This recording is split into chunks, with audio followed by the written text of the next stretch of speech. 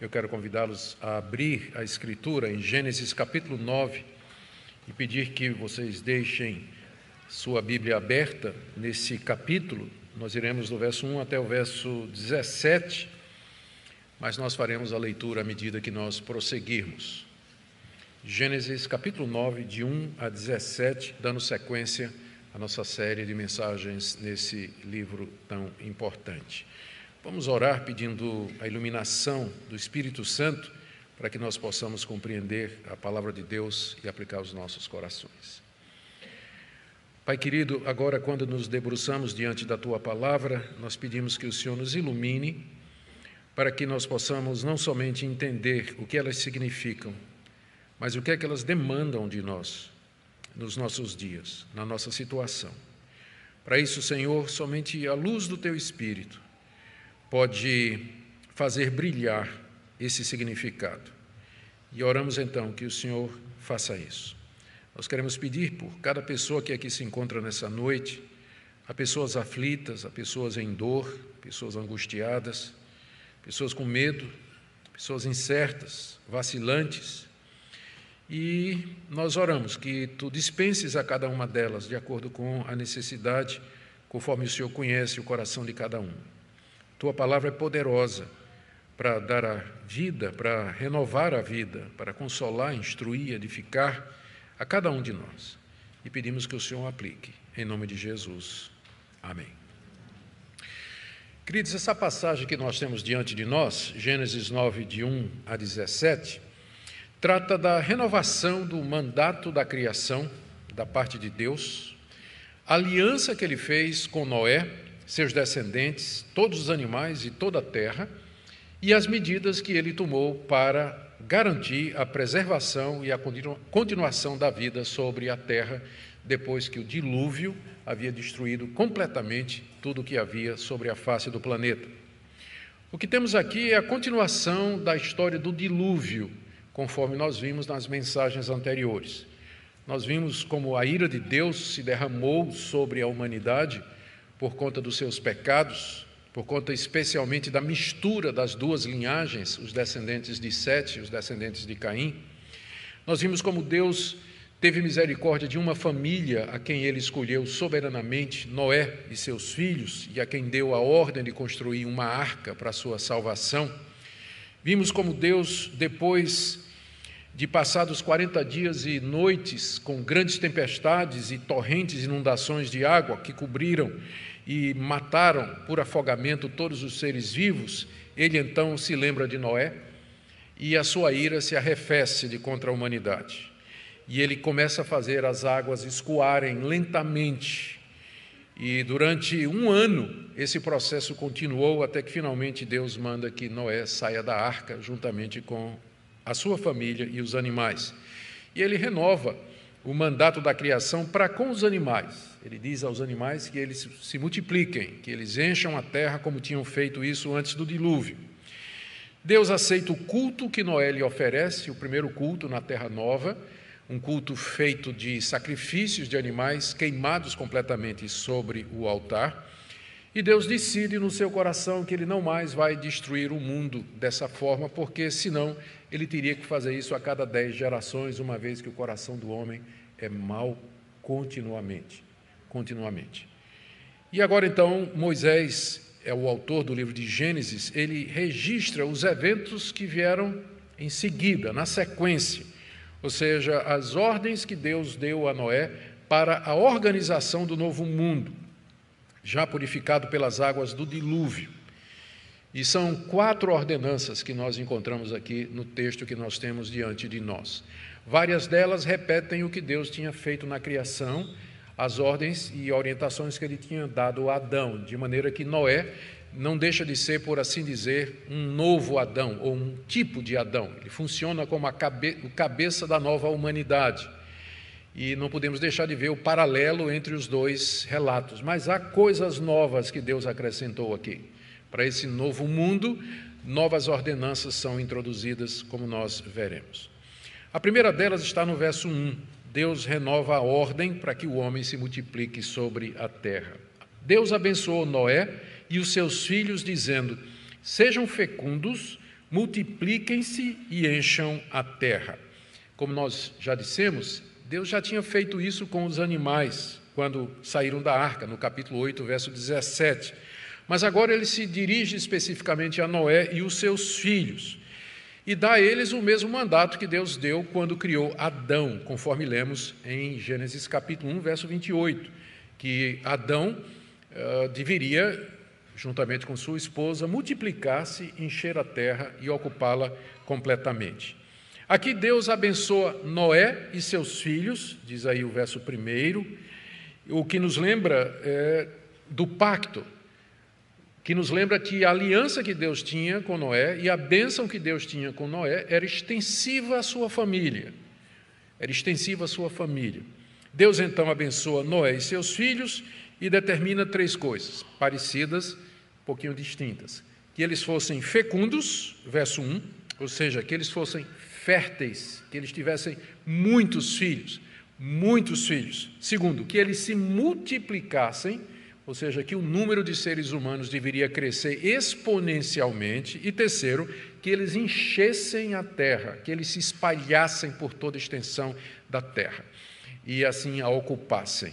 Esse mandato, a renovação desse mandato e, especificamente, essa ordem para Noé e seus filhos, implica necessariamente no seguinte, que eles deveriam criar uma sociedade, que eles deveriam estabelecer uma cultura, que eles deveriam pesquisar a criação, que deveriam conhecê-la e usá-la para o bem da raça, que eles deveriam preservar e promover o conhecimento de Deus por gerações, preservar a esperança da vinda do Filho da Mulher que haveria de esmagar a cabeça da serpente e o verdadeiro culto a Deus. Tudo isso está implícito nessa ordem dada a Adão e os seus filhos para que eles se espalhassem, que a humanidade ocupasse toda a terra.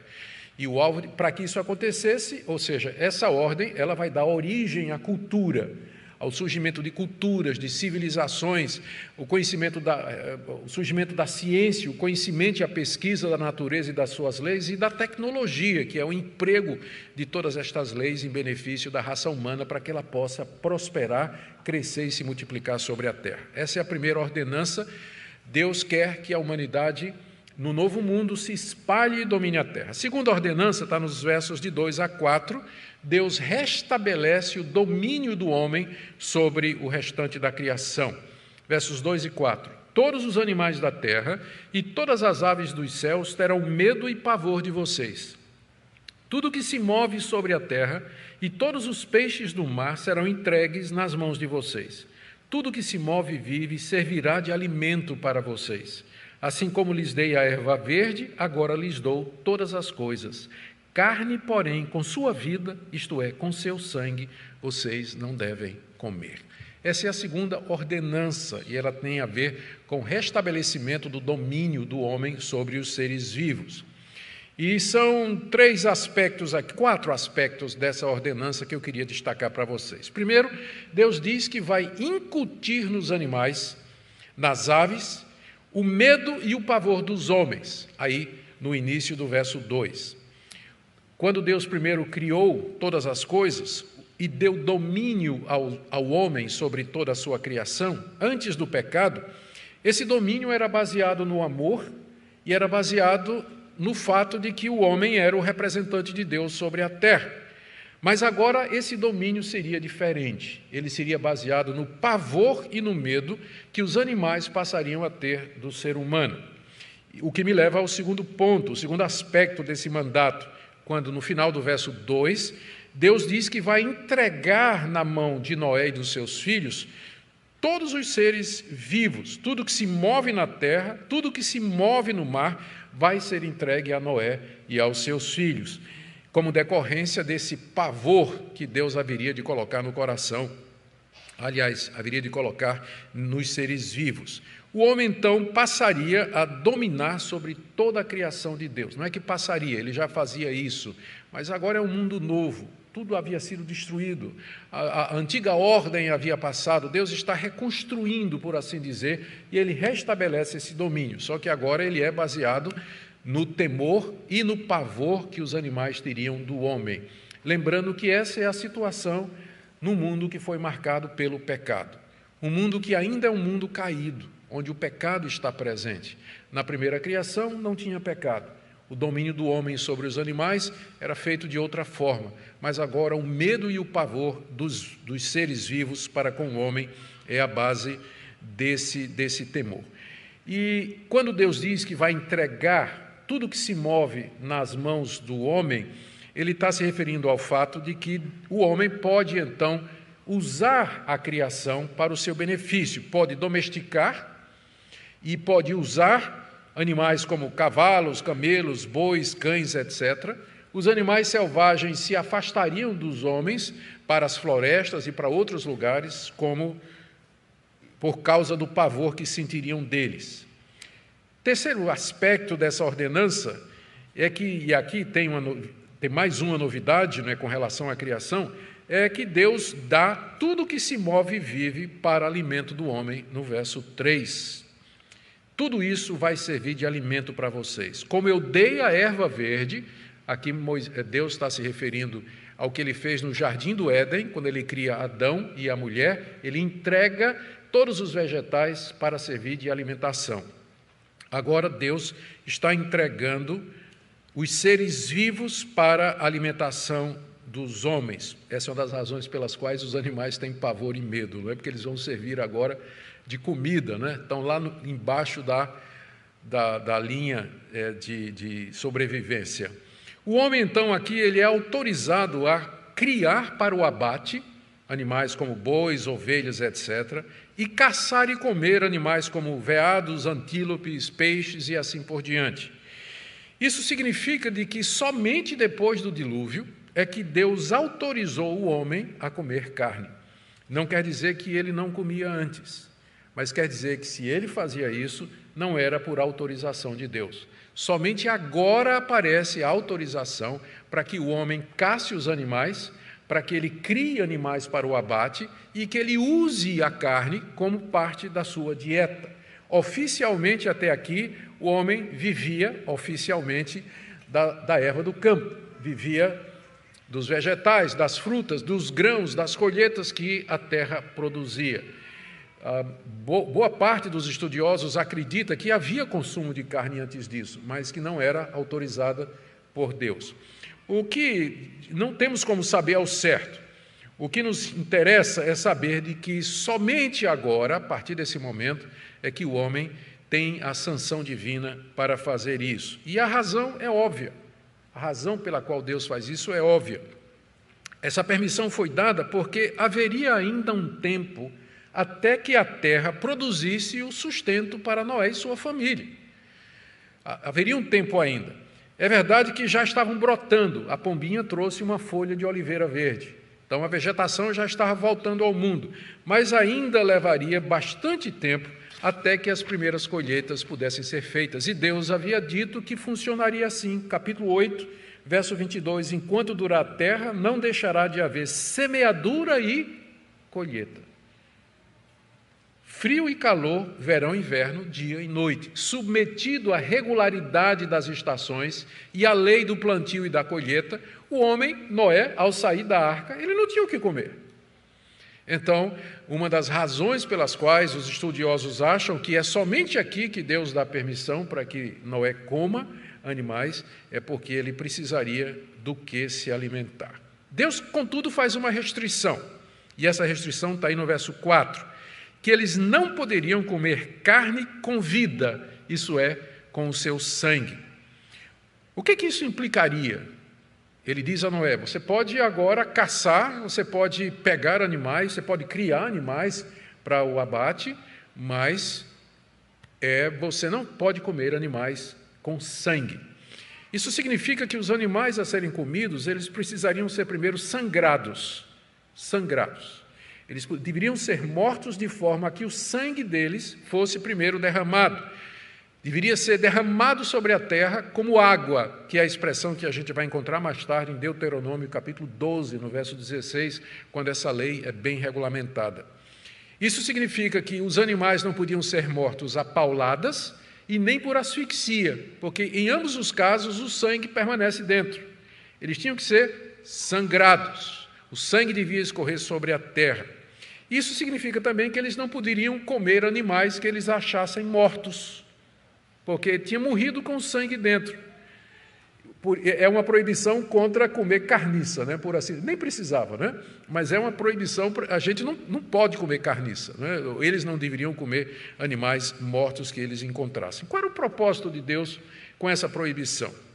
Embora não está declarado aqui, nós podemos inferir alguns, pelo menos 3 propósitos ou 4 do texto que está aqui, à luz do que a gente conhece do restante da Bíblia. Primeiro, uma razão natural, que nos parece óbvia. Ao proibir que se comesse animais com o sangue, que é a vida, a proibição era impedir que comesse os animais ainda vivos, que seria uma selvageria, né? Seria uma crueldade, né? Você comer um bicho vivo, o bicho está vivo e você está comendo ele. Então, mostra um amor de Deus, uma compaixão de Deus com a criação. Ele entregou a criação toda ao homem, mas ele limitou. Ele não quer atos de crueldade, não quer atos de crueldade. Então, existe uma razão natural, que é evitar a violência, a selvageria e a crueldade. Mas há uma razão superior, que é uma razão teológica. Deus queria preparar Noé e seus descendentes para valorizar o sangue como sendo a vida, e isso vai preparar o caminho para a pena de morte, que vai ser a terceira ordenança que está no texto. Nós vamos ver em seguida. Então, ele começa valorizando o sangue, e quer incutir a preciosidade do sangue no coração de Noé e dos seus descendentes. Mais adiante, o sangue vai ter um lugar especial no culto a Deus, desenvolvido através das leis mosaicas. Eu quero ler aqui só Levítico 17, de 10 a 14. Lembrem que quando os israelitas escutaram essa história aqui, que Moisés está contando, eles já tinham recebido, ou já tinham informações a respeito da lei de Deus. O que é que eles podiam comer ou não, e como eles deveriam oferecer determinado sacrifício. Levítico 17, de 10 a 14, diz assim: a vida da carne está no sangue. Eu tenho dado a vocês sobre o altar, eu tenho dado sangue a vocês sobre o altar para fazer expiação pela vida de vocês, porque é o sangue que fará expiação pela vida. Por isso eu tenho dito aos filhos de Israel que não comam o sangue de nenhuma carne, porque a vida de toda a carne é o seu sangue.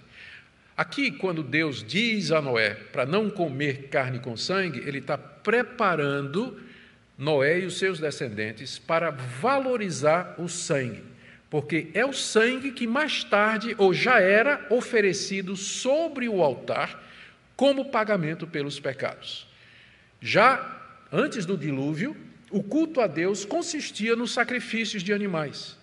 E agora Deus desperta o coração de Noé para dizer: o sangue é tão precioso que é o que eu escolhi para ser dado como pagamento pelos pecados de vocês e pela vida de vocês. E, naturalmente, uma razão escatológica para tudo isso é que aponta para o sacrifício de Cristo, o sacrifício do nosso Senhor e Salvador Jesus Cristo, o sangue precioso do Filho de Deus que seria derramado na cruz pelos pecados do seu povo.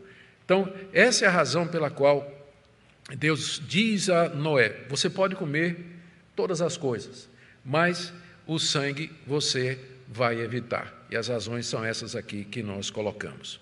A terceira ordenança, que vem na sequência dessa segunda, está relacionada com ela, é quando Deus estabelece agora a pena de morte para quem tirasse a vida de um ser humano. Para quem tirasse a vida do ser humano. Agora, Deus estabelece a pena de morte. Versos 5 a 7. Certamente requererei o sangue de vocês, o sangue da vida de vocês. De todo animal requererei, bem como do ser humano. Sim, de cada um requererei a vida de seu semelhante. Se alguém derramar o sangue de uma pessoa, o sangue dele será derramado por outra pessoa, porque Deus fez o ser humano segundo a sua imagem. Mas sejam fecundos e multipliquem-se, povoem a terra e multipliquem-se sobre ela. A proibição do sangue na segunda ordenança, prepara o caminho para o estabelecimento dessa terceira, que é a instituição da pena de morte. Deus havia dito que o sangue é a vida, E agora ele diz a Noé que ele vai requerer todo o sangue humano que for derramado. Isso é, requerer aqui significa, eu vou pedir contas, eu vou responsabilizar e eu vou acertar as contas com quem derramar sangue humano. Ele repete 3 vezes, eu vou requerer, só no verso 5, para enfatizar a seriedade daquilo que ele está fazendo. Essa cobrança é para animais e homens, como nos diz aí o verso 5. Ou seja, todo animal que ferisse um homem, esse animal deveria ser morto. Mais adiante, na lei de Moisés, está lá em Êxodo capítulo 21, verso 28, a lei dizendo que se um boi chifrar um homem e esse homem morrer, o boi tem que ser morto. O boi tem que ser morto. E se ele era boi chifrador, o dono dele, que devia ter mantido o boi preso, ele vai pagar, o boi vai ser morto e vai ter consequências legais sérias sobre o dono do boi, que sabendo que ele era chifrador, não cuidou, não prendeu direito, o boi se soltou e acabou matando alguém. Ou seja, Deus requeria na lei de Moisés, inclusive, que se um animal tirasse a vida humana, esse animal deveria ser morto. E, é claro, ele vai fazer a mesma coisa com relação ao homem que tirar a vida de outro. E, no caso, está evidente, embora Moisés aqui não está dando ainda todas as explicações, lembrem que Gênesis é parte, é o primeiro livro de uma coleção de 5, onde a verdadeira religião vai sendo revelada aos poucos. Então, só mais adiante é que vai ficar claro, embora do próprio texto a gente pode inferir, que o que Deus está dizendo que vai cobrar é o assassinato premeditado, é o assassínio, é o homicídio. Ele não está se referindo aqui a mortes acidentais, alguém que, de repente, sem querer, sem ter planejado, não tinha nada contra alguém, e por algum desastre acaba sendo responsável pela vida de uma pessoa. E também, é claro, ele não está falando aqui de mortes em legítima defesa, porque tudo isso vai ser regulamentado mais adiante na lei de Moisés. Então, a expressão não matarás, que vai se tornar parte dos 10 mandamentos, na verdade quer dizer não assassinarás, porque a mesma lei que disse não matarás é a mesma lei que diz que se um ladrão for ferido à noite porque entrou na casa de alguém, então o dono da casa que o feriu, ele não é responsável pela morte do ladrão. É o princípio da legítima defesa, não é? Princípio da legítima defesa. E também estabelece penas menores para quem acaba matando alguém por acidente. A lei de Moisés vai fazer isso. Então, é evidente que aqui está se referindo ao assassinato, ao homicídio. O homem que derramar o sangue de outro teria o seu sangue derramado por outro, estabelece Deus no verso 6. Se alguém derrama o sangue de uma pessoa, o sangue dele será derramado por outra pessoa. Aqui, o que nós temos é a lei da justiça retributiva, sobre a qual eu vou falar daqui a pouco. Mas antes, deixe-me primeiro ver a razão ou as razões pelas quais, aqui no texto, Deus estabeleceu essa ordenança, ou seja, um homem que tirar a vida de outro propositadamente, planejadamente, assassínio, ele deve ter a sua vida tirada também. Por quê? Primeiro, porque ele tirou a vida de alguém que era o seu semelhante, final do verso 5. Sim, requererei de cada um a vida de seu semelhante. Tirou a vida do seu irmão, tirou a vida do seu próximo. Essa é a primeira razão. Segunda razão está declarada aí no verso 6, porque Deus criou o homem à sua imagem. O ser humano é o que mais perto chega de representar a Deus ou de refletir quem Deus é sobre a face da terra. Porque diferente dos animais, diferente de toda a criação, o ser humano foi criado à imagem de Deus. Portanto, matar um ser humano é um ataque ao próprio Deus. Planejar a morte de um ser humano e executá-la propositadamente é, na verdade, um ataque ao próprio Deus. É verdade que houve a queda, Deus criou o homem à sua imagem e semelhança, mas o homem caiu do seu estado em que havia sido criado. Isso não significa que a imagem de Deus foi obliterada no homem ou foi destruída no homem. permanece. Tanto é que Deus está usando esse argumento aqui agora, quando o homem continua sendo a imagem e semelhança de Deus. Essa imagem está manchada pelo pecado, ela está poluída pelo pecado, mas o homem, depois da queda, ainda é a imagem e semelhança de Deus. Portanto, tirar uma vida inocente nesse sentido, alguém que foi morto através de assassinato, só pode ser reparado pela vida de quem tirou. Essa é a segunda razão que nós encontramos no texto para a pena de morte. A primeira, porque tirou a vida de um semelhante. Segundo, porque Deus tinha feito o homem à sua imagem. Terceiro, porque o assassinato, ele impede a primeira ordenança. Qual foi a primeira ordenança? Multipliquem-se, encham a terra. Encham a terra. O assassínio, ele impede isso. Notem como Deus, logo na sequência, repete a ordem. Ele diz no verso 6, que se alguém matar outro, por outro terá o seu sangue tirado, mas, verso 7, sejam fecundos. Em vez de cometer assassinato, preservem a vida, gerem vida, sejam fecundos, se multipliquem. Essa é a terceira razão pela qual Deus instituiu a pena de morte, exatamente porque a morte premeditada, ela interrompe o propósito de Deus, o desejo de Deus de que a humanidade se multiplique sobre a face da terra. Mas há uma quarta razão, que não está no texto, mas que nós podemos tirar do contexto. Deus havia dito, a causa do dilúvio foi a grande violência dos homens sobre a face da terra. A palavra violência aparece várias vezes ali no capítulo 6, Deus vendo que a violência havia aumentado. Fala do surgimento de gigantes, reis poderosos, déspotas, cruéis, que matavam pessoas, exterminavam pessoas e derramavam sangue humano. Deus então mandou o dilúvio como castigo contra a violência humana. Mas agora ele já tinha dito que não mandaria mais dilúvio. E o que fazer então? O resultado é a criação da instituição civil do magistrado, ou seja, o magistrado civil com poderes para punir a violência.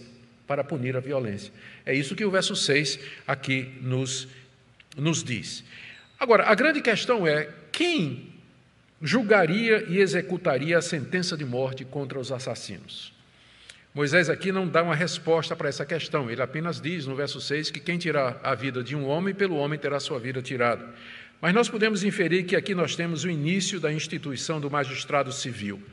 Deus vai entregar nas mãos de autoridades constituídas o julgamento e a execução da pena.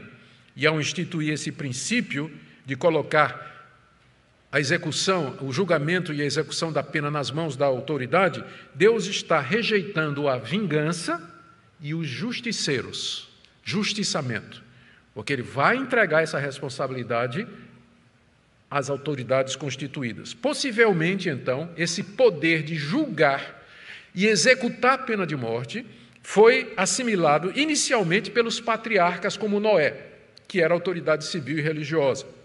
Depois, à medida que a humanidade se estabeleceu e se espalhou pela terra, essa autoridade foi assimilada pelos chefes de famílias, pelas tribos, governantes de cidades e vilas que haveriam de se erguer.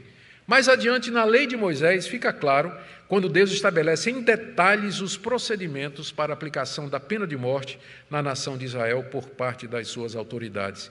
E mais tarde, Paulo se refere a isso em Romanos capítulo 13, quando ele diz que o magistrado, ele é servo de Deus e que ele traz a espada para enfrentar e diminuir o mal. A espada ali não é para dar um tapinha no traseiro do bandido, não, mas para arrancar a cabeça dele.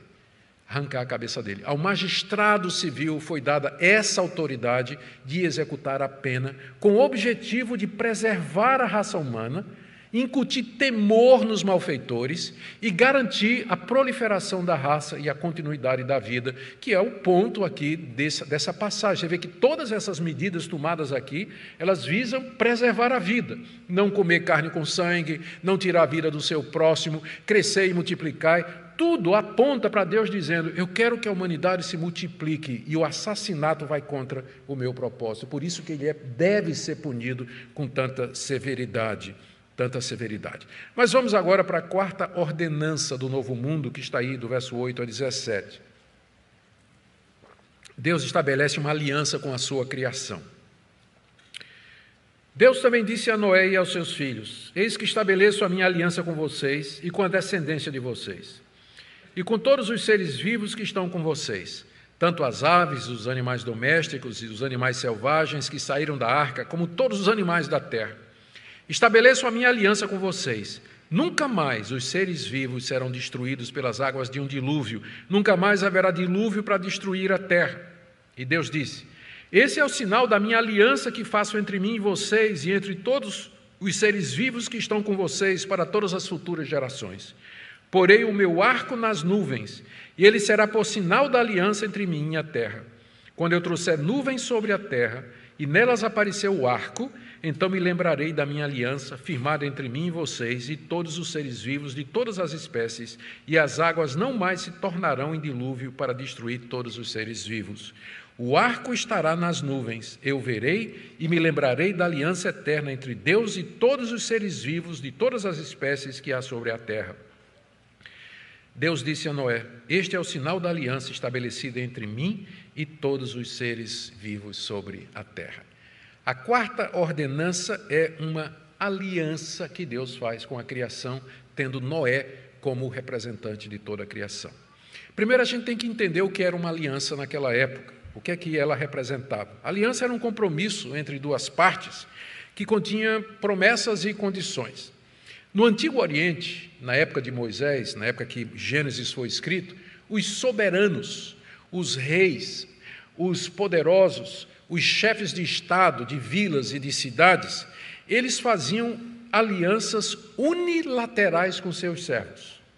Numa aliança democrática hoje, por exemplo, a aliança no casamento, marido e mulher se comprometem nas mesmas condições e os dois entram voluntariamente numa aliança. Mas no Antigo Oriente, uma aliança, ela era unilateral, era o soberano que fazia uma aliança com os seus súditos. E dizia: eu me comprometo com o meu poder real a fazer isso, isso e isso. E não cabia ao súdito dizer: eu não quero. Não. Cabia a ele obedecer aos termos da aliança e desfrutar da proteção e das benesses que o soberano prometia a todos aqueles com quem ele entrava em audiência, em aliança. E, naturalmente, estas alianças, elas tinham símbolos, elas tinham sinais que identificavam e representavam. E a dinâmica das alianças soberanas era essa: a obediência traria a bênção, a desobediência traria o castigo. Deus aqui, então, soberanamente, ele entra em aliança com Noé. Veja que não foi iniciativa de Noé, não foi Noé dizendo assim: Deus, vamos fazer uma aliança, não é? Não. Deus soberanamente diz: eu estabeleço com você a minha aliança, com você, com sua família, com os animais e com toda a criação, bem nos moldes daquele tempo, bem nos moldes daquele tempo. Eu quero ver com vocês algumas características dessa aliança antes de entrarmos nos detalhes dela e concluirmos. Primeiro, ela foi estabelecida com Noé, os seus descendentes e todos os seres vivos que saíram da arca. Está bem claro aí, do verso 9 até o verso 11. Deus já tinha dito a Noé que faria uma aliança com ele antes do dilúvio. Noé, vou fazer uma aliança com você. Mas só que essa aliança, que é a mesma, ela consistia inicialmente em preservar Noé e a sua família de morrer no dilúvio. Por isso que eles entraram na arca. E agora que eles saíram, Deus estende essa aliança, ele renova essa aliança de forma a incluir os animais. Aqui são mencionados aves, animais domésticos, animais selvagens, todos os animais da terra. Portanto, aqui a segunda característica, era uma confirmação e uma extensão daquela aliança que Deus havia firmado antes do dilúvio. É interessante que a nova versão transformadora, ela nos diz aí, quando no verso 9, eis que estabeleço a minha aliança, ela traduziu assim: eu confirmo a minha aliança, uma vez que ela já tinha sido iniciada antes do dilúvio. Deus disse a Noé que faria uma aliança com ele. Terceiro, essa aliança consistia no compromisso de Deus em nunca mais destruir os seres vivos, os homens, pelas águas de um dilúvio. Deus já tinha decidido isso no seu coração. A gente viu isso na mensagem anterior. Mas agora ele declara isso a Noé. Agora é declarado, pode parecer repetição, mas não é. Na primeira vez, é só o registro que Moisés recebeu por divina revelação de que Deus havia decidido que ele não vai mais destruir o mundo através de um dilúvio. Mas agora Deus declara isso abertamente a Noé e se compromete num pacto, numa aliança com toda a terra. A quarta característica é o sinal dessa aliança, que é o arco-íris. Deus chama o arco-íris de meu arco. E naquele tempo todas as alianças tinham um sinal. Mais tarde, na aliança com Abraão, circuncisão, aliança com Israel, o sábado, e a nova aliança com a igreja, o sangue de Cristo e o seu corpo simbolizados no pão e no vinho. Toda aliança, ela tinha um símbolo. E o símbolo dessa é o arco-íris. Algumas pessoas acham que Deus escolheu o arco-íris, e isso aqui é ler muito no texto. No dilúvio, Deus pegou o seu arco e disparou contra a terra.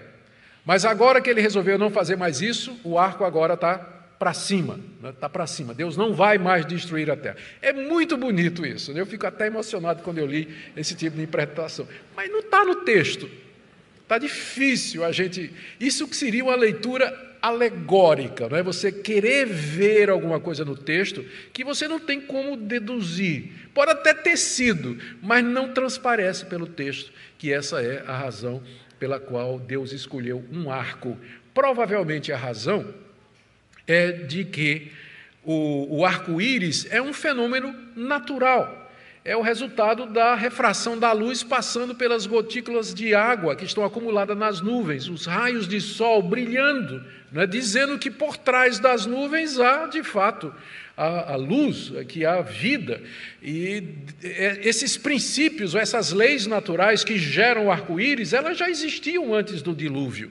Alguns acham até que essa agora não tinha chovido antes, por isso que não tinha arco antes. A gente não sabe disso, embora é possível. Lá no livro de Gênesis diz que a terra era regada por um vapor que saía de baixo e regava toda a terra.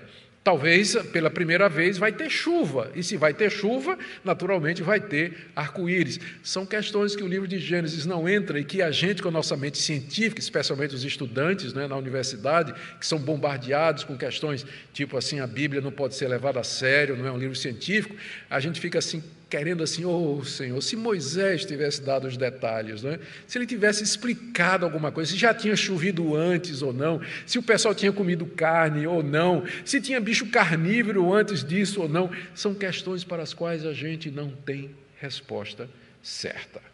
E não temos porque aprove a Deus não nos dá, e não temos porque nós não precisamos desses detalhes. O que importa é que Deus, a partir de agora, diz a Noé que ele vai usar o arco-íris como sinal do pacto que ele está fazendo com toda a criação, de que nunca mais o mundo vai ser destruído com água.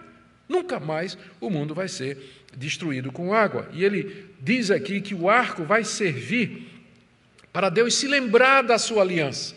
Quando começar a chover, é Deus que vai ver o arco-íris e lembrar, eu prometi que não vou destruir mais o mundo num dilúvio. Então chove, chove, chove, mas para, né? Mas para. Então vem enchente, vem tsunami, mas para. Deus não vai mais destruir o mundo dessa maneira. E, finalmente, a quinta característica é que era uma aliança eterna com toda a criação. Está vendo aí, no final do texto, no verso 16, o arco estará nas nuvens, eu verei e me lembrarei da aliança eterna. Aqui é uma das várias vezes em que a palavra eterna é usada dentro do contexto do mundo criado. Então, enquanto esse mundo, essa ordem criada permanecer, então Deus não vai destruí-lo mais com água. É eterno nesse sentido, porque no fim da história haverá uma destruição. E Deus destruirá o mundo outra vez, só que dessa feita com fogo. E com outro propósito, outro objetivo, que vai ficar para outra ocasião. Queridos, a razão pela qual Deus estabelece sua aliança com Noé, primeiro é porque ele queria tranquilizar os sobreviventes do dilúvio. Sabe como é? Saiu do dilúvio, não é? E agora a pergunta é, será que vai ter outro? Não é? E Deus diz, pode ficar tranquilo, eu prometo, é minha aliança que eu faço com você, soberanamente. Eu estou dizendo que eu não vou mais destruir o mundo com água. Deus queria tranquilizar Noé e os seus filhos. Deus queria garantir que eles poderiam e deviam continuar a vida, plantando, colhendo, se desenvolvendo, fazendo a cultura. Deus estava movido pelo seu amor soberano e ele queria garantir o desenvolvimento do seu plano que começou no Jardim do Éden. Por isso ele garantiu que o mundo vai continuar sendo o que era e que ele não terminará até a vinda do Senhor Jesus Cristo com dilúvios ou catástrofes semelhantes. É por isso que toda vez que eu vejo filmes, de vez em quando aparecem filmes assim, a era glacial, ou o problema climático. Não estou fazendo pouco do problema climático, eu estou dizendo aqui dos histéricos, né? Que Hollywood lança filme assim, o mundo se acabando numa geada, ou um grande catástrofe natural, ou uma pandemia que acabou com a raça humana. Deus tem uma aliança de que o mundo não vai ser destruído por meios naturais. Quando a gente se vê diante de uma pandemia, se vê diante de fenômenos climáticos ou de transtornos cósmicos ou de crises naturais, a gente sofre, a gente pede a Deus que manere a sua mão, mas a gente sabe que a humanidade não vai terminar com isso. A humanidade não vai terminar dessa forma. Ela terminará com a intervenção sobrenatural da ira de Deus, porque somente Deus tem o poder de acabar com aquilo que Ele fez. É Ele que vai fazer isso. Não será destruído por uma terceira guerra mundial, não será destruído por um vírus criado em laboratório ou não será destruído por inundações, enchentes ou o que vier, mas isso Deus reserva para o dia em que Ele vai dar um fim ao mundo como nós o conhecemos e Ele vai julgar os ímpios. Gente, deixe-me partir aqui para o final, para que a gente termine. Já avançamos bastante aqui. O que Moisés queria ensinar? Tanta coisa, destaquei apenas 3 pontos. Lembra? É sempre bom lembrar isso. Moisés está com os israelitas à beira de entrar na terra prometida, o rio Jordão está diante deles, planície de Moabe, a multidão toda reunida e Moisés ensinando o povo. Depois de contar essa história, eu imagino o que é que Moisés tinha, o que é que Moisés queria que os israelitas vissem. Primeiro, que Deus havia dado para eles toda a criação para o sustento, conforto e prazer, inclusive aquela terra onde eles iam habitar, terra que mana leite e mel.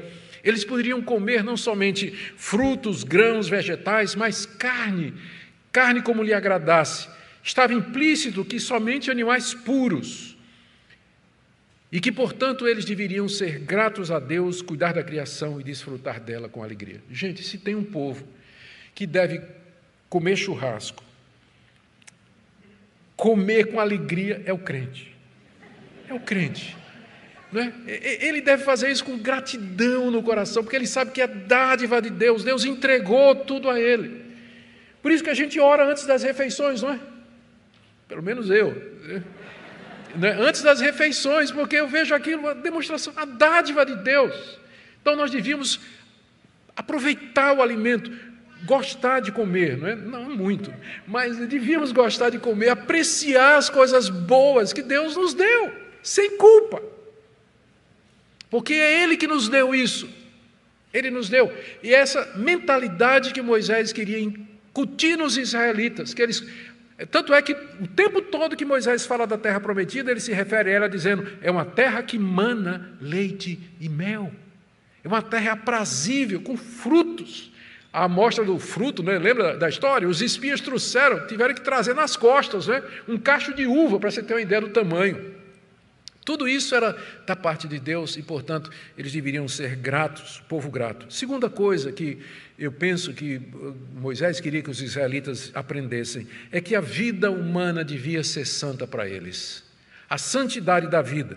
E isso estava muito em contraste com a visão dos povos pagãos ao redor de Israel. Isso está claro nos seguintes pontos que nós vimos aqui. Primeiro, que Noé e seus filhos deviam se multiplicar e encher a terra. Isso contrasta, presta atenção aqui, isso contrasta com a narrativa do dilúvio babilônico, que diz que os deuses mandaram o dilúvio porque tinha muita gente na terra. E que os deuses queriam impedir a proliferação do homem. E quando escapou um com sua família num barco, eles então inventaram o aborto e a infertilidade. Os deuses pagãos eram inimigos da multiplicação humana, mas o Deus de Israel está dizendo: sejam férteis, multipliquem-se, enchem a terra, não matem uns aos outros.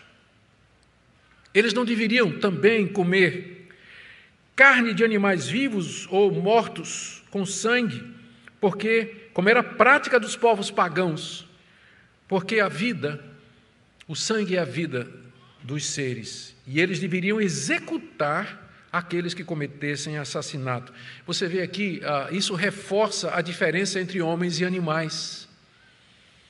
Reforça a diferença entre homens e animais, que é uma visão diferente da visão dos povos daquela época, que não tinham muita distinção, mas a visão de Israel era única. O homem é um ser único, ele é o representante de Deus sobre a terra. E, portanto, ele tem dignidade, ele tem valor, ele tem que ser respeitado, a vida humana tem que ser respeitada. É com base nesses princípios que os israelitas haviam recebido as leis que protegiam a vida humana, porque tudo isso apontava para a santidade da vida. E terceiro, Moisés quer assegurar a Israel que Deus não vai mais destruir o mundo com o dilúvio. Isso era importante, porque Israel estava entrando numa terra que tinha sido poluída pelo sangue, pela violência, pela idolatria, pela imoralidade. Era a prática dos cananeus sacrificar os filhos ao deus Moloque, queimar o filho primogênito ao deus Moloque. Então, era uma terra contaminada. Será que, uma vez que foi isso que provocou o dilúvio, Deus não vai fazer isso quando a gente estiver na terra? Não. Deus não haveria de fazer isso uma segunda vez. Deus tinha uma aliança com eles.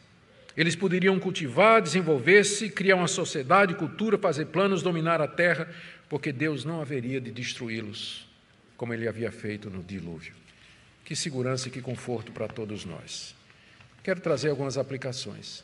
Talvez esteja gente aqui nessa noite, casais que podem ter filhos, mas que não desejam porque filhos são empecilho. Espero que vocês reavaliem suas prioridades ou suas decisões à luz do que nós acabamos de ver aqui.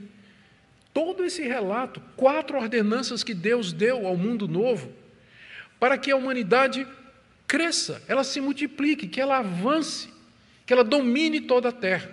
Eu sei que tem casais que gostariam de ter filhos, mas não podem. E eu não quero colocar aqui nenhuma culpa, nem creio que Deus está colocando nenhuma culpa sobre vocês, mas eu me refiro àqueles que podem, são férteis e têm condições, mas às vezes movidos por questões do tipo assim: eu quero ter uma carreira profissional, nada errado, mas desde que também leve em consideração que essa é a vontade de Deus para nós. Essa é a vontade de Deus para nós. Segunda coisa, talvez haja alguém aqui que tenha escrúpulos em comer sangue hoje. Não gosta de buchada, não gosta de galinha cabidela, qualquer desse tipo de coisa. A proibição de comer o sangue tinha um propósito bem definido, que era valorizar o sangue como sendo a própria vida. Mas o alvo era apontar para o sangue de Cristo, o sangue que faria expiação pela vida humana, pelo pecado do homem, livrando da condenação eterna. Esse sangue já foi derramado como água sobre a terra na cruz do Calvário. Ele sangrou ali na cruz do Calvário. Seu sangue desceu por aquela cruz e foi absorvido pela terra. Então, o propósito já foi cumprido, a ponto de que o próprio Jesus, numa certa altura, ele disse que o que contamina o homem não é o que entra pela sua boca, mas o que sai do seu coração. E Marcos, que registrou isso, comenta: e dessa forma Jesus declara puros todos os alimentos. Portanto, essa questão de comer sangue hoje, dentro da igreja cristã, é uma questão de consciência individual. Você pode decidir se você quer comer ou não, mas não faça da sua escolha uma regra para a igreja. Se você acha que pode comer, coma, mas não critique aquele irmãozinho e irmãzinha que acha que não deve, que tem escrúpulos. E vice-versa, se você, na sua consciência, acha que não deve comer, não condene aqueles que têm a consciência tranquila para fazê-lo, porque isso não é mais matéria de fé e de doutrina da igreja. Uma vez que seu alvo era o sangue de Cristo, foi consumado na cruz, portanto, não tem mais qualquer fundamento teológico hoje. Qual é a base teológica para a gente argumentar para incluir isso como sendo matéria de fé?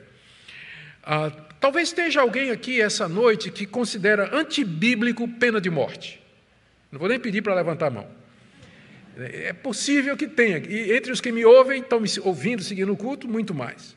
Mas eu queria que você visse que a pena de morte ela foi estabelecida com base na santidade da vida, foi estabelecida em Israel.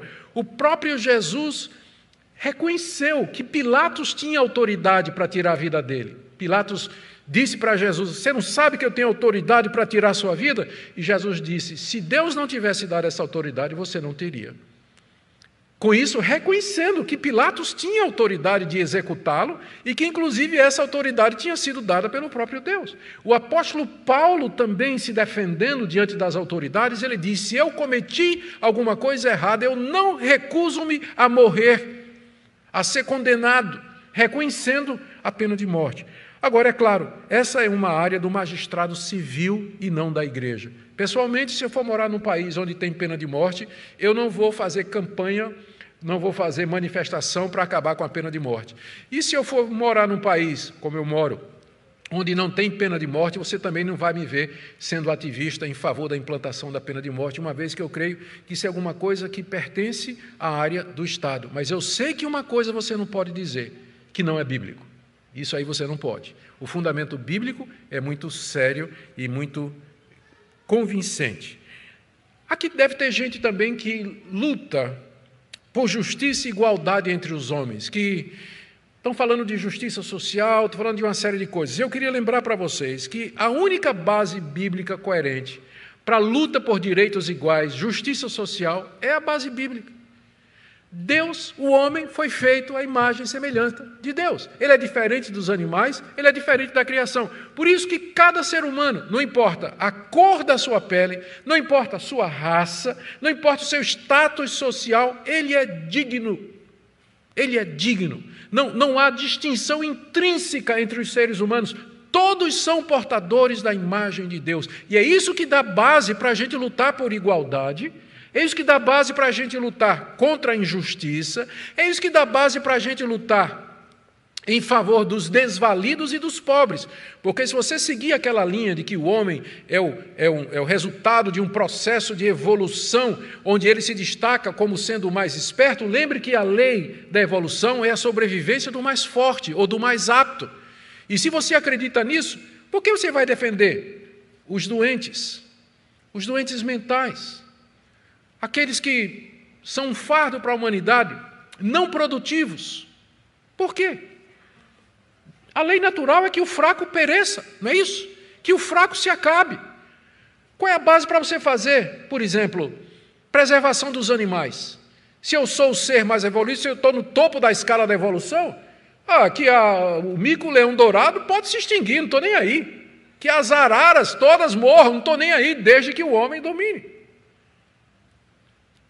Mas quando a gente vê que o homem foi feito à imagem e semelhança de Deus e que ele é o representante de Deus sobre toda a criação que foi dada para ele, então a gente tem base para fazer ecologia, defender o meio ambiente, defender a justiça entre as pessoas e combater os abusos, a violência e tudo mais. Todas as outras cosmovisões que tentam praticar justiça social ou igualdade, elas têm uma base epistemológica e lógica, ideológica falha. Porque elas partem de uma ideia errada a respeito do ser humano e do mundo.